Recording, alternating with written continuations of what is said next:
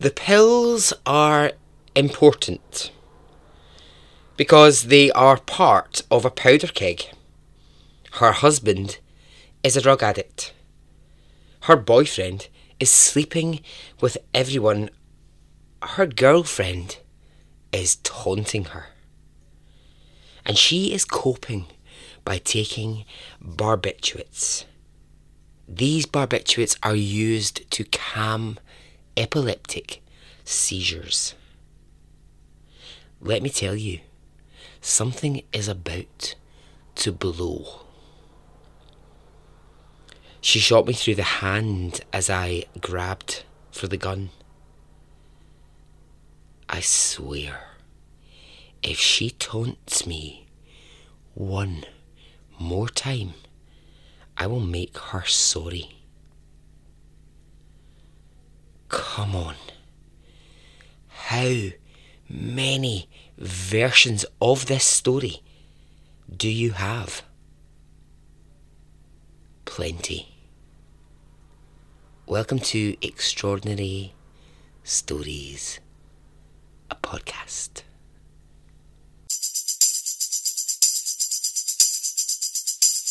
Suddenly, my search took a very dark turn.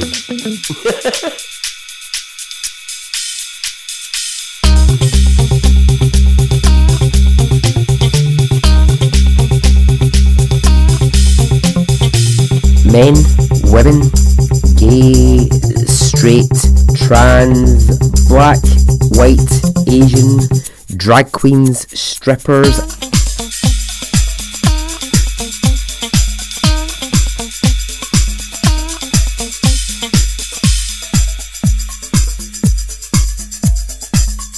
I mean, men in hot pants.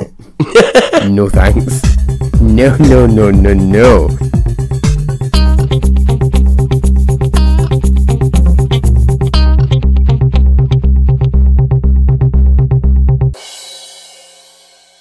Okay, it's day 5 for Ruth Judd, and she's been hiding out in a hotel in Los Angeles, and she is nervous. She's nervous because she knows it's closing in on her. The station staff, they can identify her. Now, during this time, Ruth tries to call Jack. Come on, now, surely, Happy Jack must have some advice for her. But she calls, and there's no answer. He just isn't picking up the phone. She's ready to break, and she does. On the 6th day, she calls the LA police, and she gives herself up. She confesses to the murders, the trunks, the late night train, and she goes willingly to the police station to then be arrested for the murders and driven back to Phoenix and punished for her crimes. Now, during any of this, does Happy Jack reach out to contact Ruth? Does he fuck? No. He is social distancing from Ruth. He's like, Ruth Judd? Yeah, well, no, never heard of her. What's that you say? Ruth Judd, 2 dead bodies, no, never heard of her. No, it's not ringing a bell. Her husband, he comes back from Mexico. He gets a house in Phoenix just to be close to her, and he forgives the affair with Jack. Although his wife has been having this affair for a very long time and has now confessed to the murder of 2 different people, he stands by her. She's placed in a jail cell, and preparations begin for the court case. The trial. How might you describe it? Well, you might say it was bigger than the O.J. Simpson trial. And if you do say that, then slap yourself in the face and shut up. Okay, so here's what her lawyers are working with, right? It's difficult because she has confessed. That is an issue. It's like the people who work on the innocence projects. You know, they will say, the worst thing that you can actually have is a client who says, yes, I did it. Because then it's really hard in court. You've got nowhere to go. That makes your job incredibly difficult. But here's Ruth, and she's saying, no, I did it. I did it. Now, in court, a lot gets made out of Ruth's state of mind. Yes, she had been self-medicating with luminol for years, and her brain was a wee bit gone. Like, I'm not going to lie about that. Her brain was gone. She barely knew what day it was. Sometimes, and I think that's the real fucking key to this, is the sometimes bit of it. There's times when Ruth talks and it's like you're listening to someone's fantasies. You're listening to someone's brain just remembering fragments of something and trying to put a story together. And then there's moments of absolute beautiful clarity. She can be so clear at some points. And then the next second, she wanders off into something else that you're like, what are you talking about now? It's very weird. And her lawyers will try and say, this is years of self-medication for tuberculosis that's done this to her brain. So actually everything you're hearing, when you hear a confession from her, it's not true. She just thinks she was there that night. It's not actually true. What's difficult is that Ruth will say, oh no, I was there. I committed these murders. I did this. And her lawyers are like, shut up. Shut up. We're trying to say that your brain is so confused from all the medication you couldn't possibly be there. And she's going, no, I was. No, I definitely had a gun. Definitely had a knife. And I was there. Now, her brain being fried from medication, it doesn't really go down that well in court. No one's really buying that that's the story. Witnesses will appear and say, well, no, I was with Ruth days before the murders happened at a party, and she certainly wasn't in a deluded or different state. She was fine. She was absolutely fine. Now the parties, the Happy Jack parties, they come up in court and a lot gets made of them. The defence try to argue that Ruth had been tricked into prostitution. She didn't know this is what she was in, but actually she was a prostitute. She was Happy Jack's hooker girlfriend. She was a victim. So these parties, yeah, okay, like I said, Anne, Sammy, Ruth, lots of young women would be at these parties, and Jack would give them a little bit of cash here, there. He would give them drugs. He would give them alcohol. He would play about. So, were they prostitutes? Well, it's a debate that happens in court. Did they know that they were sleeping with these businessmen of Phoenix, these lawyers, these doctors, these judges? Did they know that they were doing it for money and it was a prostitution ring? Or did they not know that? Who knows? Ruth in her mind is absolutely like, no, that's not what it was. I was in love with Jack. Jack was in love with me. this was what this was. We just happened to have these parties where other people were invited and a lot of sex happened. Now, Happy Jack, he gets his moment in court. He absolutely charms the pants off everyone in the courtroom. Charms the pants off the courtroom. Barry, that is the most loser fucking statement ever. I really need to get some new slang. Charm the pants off the courtroom. Loser. But yeah, ultimately, big business type Jack, he smarms his way through it.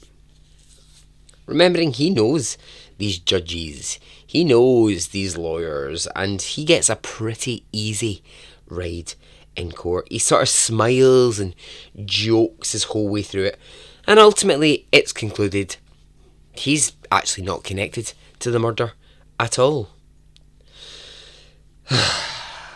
Men. Huh. Rubbish, huh? Yeah, just that sort of like, I'm Big Jack, I've got a big cock. That just gets him out of the whole situation. I mean, I've no idea if the man's got a big cock or not. I mean, I'm just making that bit of it up. But, yeah. So now, to Ruth in court. Well, at first she tells the version that I told you earlier in the story, the waiting in the dark and the shooting both Anne and Sammy in the hallway. Then the story changes. She starts to tell a whole other story. A new, brand new version arrives in court. I mean, good Lord, how many bloody versions of the story can there be? But she says that she was over at Anne and Sammy's house. They were playing bridge. I don't really know what bridge is. I think is it a bit like Monopoly? Or something. There's a board involved, isn't there? Or is it chess? Is it like chess? I don't know. Anyway, it doesn't really matter. Anyway, so they're playing bridge. And she says an argument broke out. And Anne was being really difficult about the fact that Jack actually loved sleeping with her. And at this point, Ruth says she couldn't take it anymore, so she reached into her handbag, in which she happened to have a gun, and she shot both women in self-defence. So she goes for the self-defence story. However, the day after she tries to go for self-defence, police in court will show photographs of Anne and Sammy's dead bodies in their beds with bullets through them and blood leaking all over the floor under the beds. And it's the very first time that physical evidence in the form of a photograph, but actual physical evidence is brought into the courtroom. And this absolutely just blows apart Ruth's self-defence story, because people are like, but there's two dead bodies in their beds. They've clearly been shot while they were asleep. Ruth denies this. She says, no, I shot them in the hall and I dismembered them in the living room. And police will say, no, you didn't, because there was no blood in the living room. And Ruth says, that's because I cleaned it. If you look closely, you will see I actually cut away a piece of the carpet because it was soaked in Anne's blood. The comeback to this from police is they say we found bits of bone, flesh and hair down the drain in the bathroom. So we know that you must have gone to the bathroom at some point that evening, and that's probably where you dismembered them. And she says, no, I didn't. It was all in the living room. Ruth says, I've got no idea how bone and flesh and hair might have ended up down the sink. At any point whatsoever, does Ruth put Happy Jack Halloran in the frame? No, she doesn't. She claims he knew nothing of these deaths. He wasn't involved that night in any way. No, siree, he had nothing to do with this. And so it goes on like this. Is Ruth ever allowed to take the witness stand? No, she isn't. These stories are all told through her lawyers, and I'll tell you why. Ruth is she's too big a risk to put on the stand, because she can't keep her story straight, and her lawyers really worry that under examination, who knows what the hell is going to come out of her mouth. And yeah, the whole entire trial, it's a zoo. I mean, it's an absolute mess. But one thing that everyone can agree on is that Ruth is guilty. She didn't just arrive with suitcases full of body parts for no reason. When all is said and done, and the court case is finished, Ruth is found guilty of the double murders, and she is sentenced to death. She will be hanged. Or will she?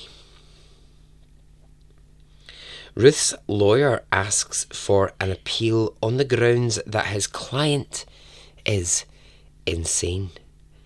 He argues she shouldn't be sent to prison. Instead, she should be cared for in an institution. The judge agrees. The judge sees that Ruth is a murderer. Yes, it's been proven. It's been proven in court, but the death penalty is maybe not the answer. An institution for the mentally ill is where she belongs, and so she is placed into the Arizona State Asylum. Ruth is 26 years old when she becomes a resident of the asylum. Media interest in Ruth Judd begins to slow down, and over time her name starts to fade from the newspaper. Now, was Ruth at this point resigned that she would now be living in an asylum? No way. She made a bid for freedom only a week after being put into the asylum. She got out through her bedroom window. She walked 40 miles to a town where she could hide out. Once staff at the asylum and police realised she was missing, a search began. She was discovered and she was brought back to the asylum. Did this put her off? No. She did it again, and she was brought back again. In total, she made 7 escapes. 7 escapes from the asylum. Each time she was brought back. However, she must have been learning something along the way. By escape number 7, she was good at it, right? So this time she disappears into San Francisco and she gets herself a job as a maid working for a wealthy family. I mean, she's back to her Mary Poppins days. Spoonful of sugar. She's doing all that. She's going under the name Marianne Lane. And for 8 years, she works for this family. She dyes her hair darker. She wears fake glasses. Loves it. She's hiding out now as Marianne Lane. And the asylum are like, oh, do you know what? This is like the fucking 7th time she's escaped. When are we going to get her back? Like, what the hell's going on here? But no, she's there.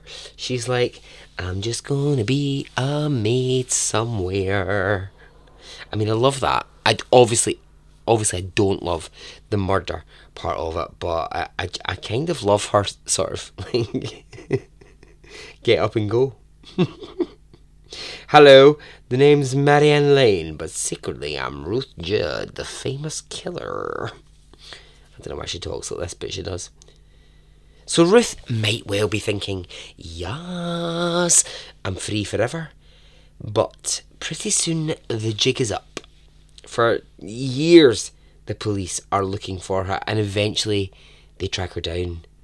The husband of the family she's the maid for looks at her one day, and this is years after he's employed her. He looks at her and he thinks, does she look a bit familiar? Like, why do I know her face? Now, she's worked there for years. And he says to his wife, what do you think? Let's look at it again. Do you recognise her face?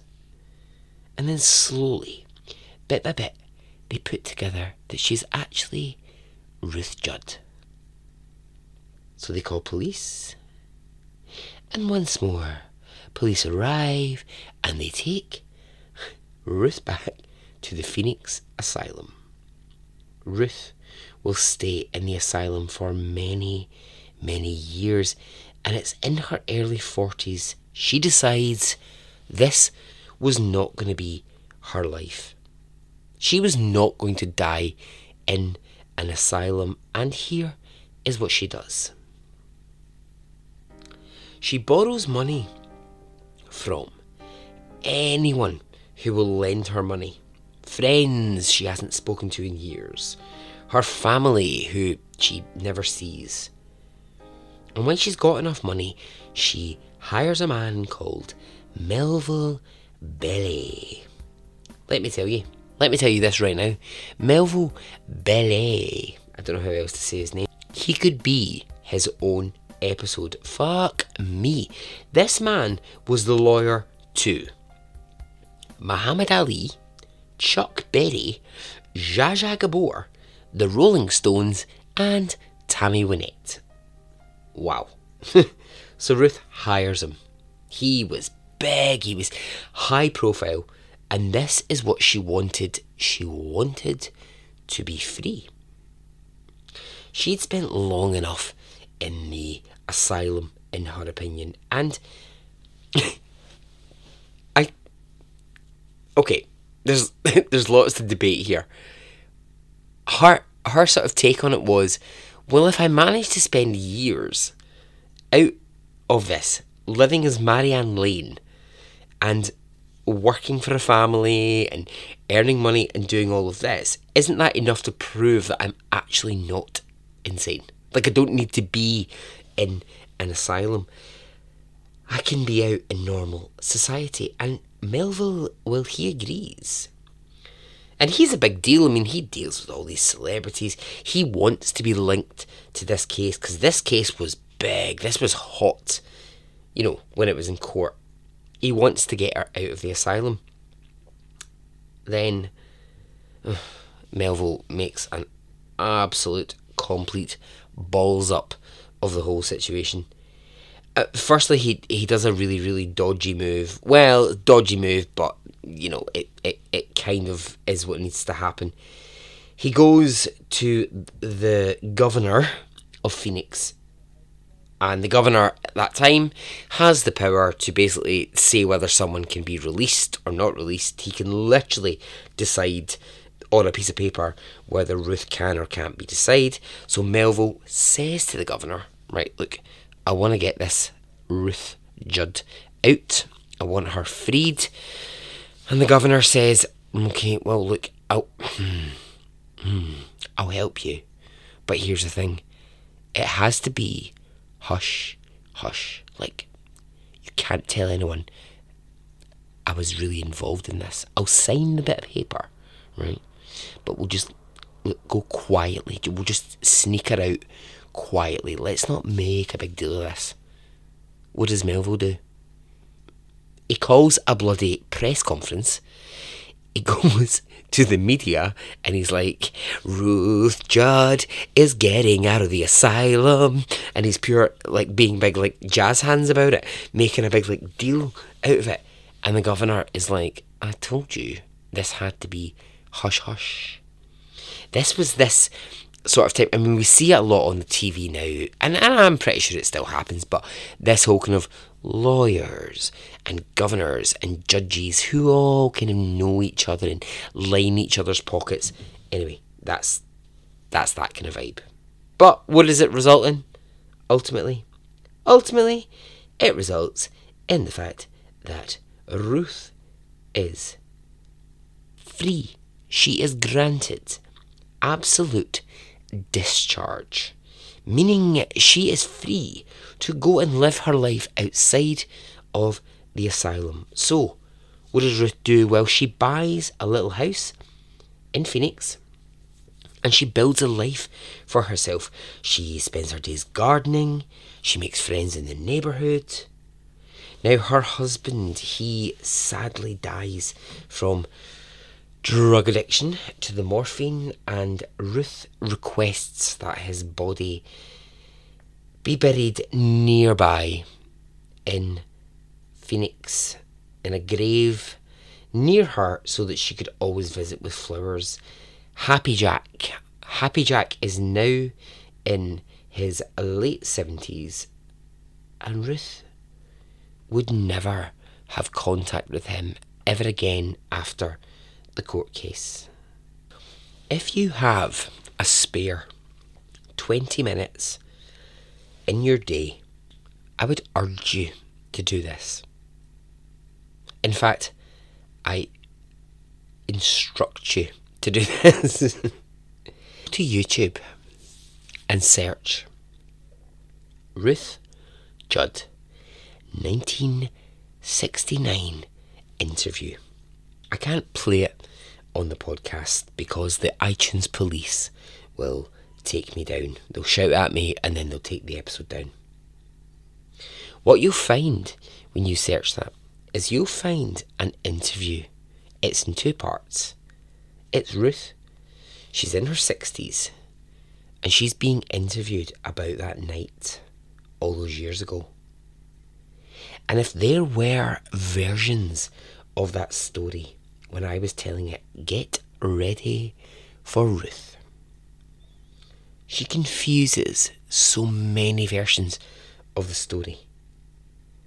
At one point, she's talking about laying violets on her husband's grave. And then the next moment, she's talking about the fact that her, Anne and Sammy were all wearing pyjamas. She then says Happy Jack was of course a part of this. He was there when I fired the gunshots. And when the men interviewing her, they say, go back and tell us, like, did he fire the gun? She says, no, he wasn't there when I fired the gun. He came over later. He called Dr. Brown, and it was Dr. Brown that cut up the bodies of Anne and Sammy. Then a second later, she'll say, oh no, I was totally alone. No one was there. I acted by myself. Nobody else was in that house. There's a guy in the documentary and he's absolutely brilliant, but he's like a really, like, proper, he's like an actual stereotype. He's there going, Ruthie, just tell us the truth. You popped them, didn't you? You popped them in your beds and then you shot yourself in the hand. Isn't that right, Ruthie? And she's going, no, that's not what happened at all. In the interview, she starts to get onto the fact that she thinks she's been used as a political pawn in the game. And when they start to ask her more about this, she doesn't talk about that. She instead talks about the mistreatment in the asylum. She's really hard to follow. When the men start to then ask her about the mistreatment in the asylum, she says, "Oh, what are you talking about? I've been treated wonderfully in the asylum. The doctors, the nurses, they're fantastic. I don't know what you're talking about." They keep trying to pull her back to the night of the murder, but she goes off on all these weird tangents. I urge you to watch this. Go and find Ruth Judd 1969 interview. And the years go on, and she gets to her 60s, and she begins to write letters in her 60s to the police that say things like this: "I escaped being hanged for something Jack Halloran is responsible for.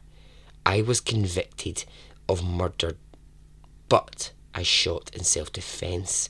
Jack Halloran's removed every bit of evidence. He is responsible for me going through all of this. He is as guilty of anything that I am guilty of." Ruth, she lived out her years in Phoenix, and as she crept into really, really old age, she would tell anyone who would listen many a version of what happened that night in 1931. According to her later versions of the story, she was covering for Happy Jack. He had gotten both Anne and Sammy pregnant, and he wanted both of them gone. Whatever the truth is, we will never know. Winifred Ruth Judd died in 1998, aged 93, in a care home in Phoenix. And with her, as she went to the grave, so did the true story of what happened 67 years before. I picked up the knife. I went at her with the knife. I grabbed for the gun and I stabbed her in the shoulder. The fight with Sammy in that breakfast room. I put the knife through her chest. I grabbed the gun. The gun jammed. We fell to the floor. I struggled. I got up. In my wild state, I do not remember any of it. Well, that's one of Ruth's versions. And so ends the story.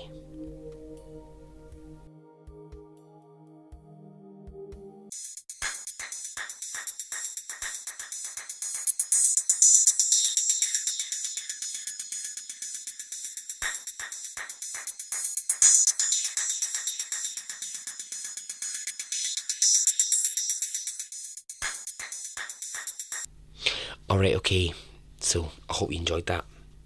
I'm going to get out of here. I'm just going to say, if you haven't joined the Facebook group, why the hell not? Join the Facebook group, head on over. You'll have a great old time at the Facebook group. It's truly wonderful.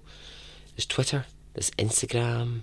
Now we know that I am... Oh, also, I forgot to say, there's Patreon. If you want to support me on Patreon, that would be lovely. There's extra episodes. If you want to buy any merchandise, go ahead. Come on. Get yourself a bloody t-shirt. Get yourself a sticker. Get yourself a tote bag. Get what you like. You treat yourself. Treat yourself, hen. Yeah, buy what you want. And, well, what I'm going to do is I'm going to try, because I'm really rubbish at these, like, leaving the podcast, what I'm going to try and do is I'm going to try and do a new one each episode, and then we can have a vote about what we think the best one could be. So I'm going to leave this episode by saying this. Tell me if you think it works. Peace be with you.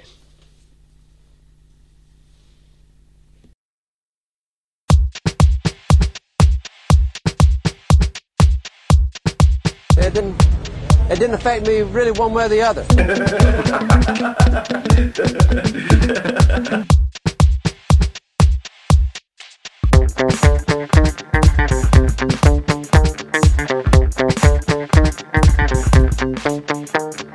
I would imagine from the look on his face,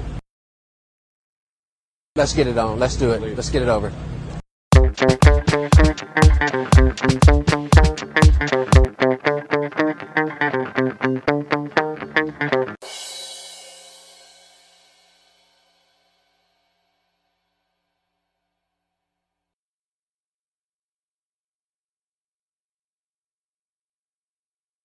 Let's get it on, let's do it, let's get it over.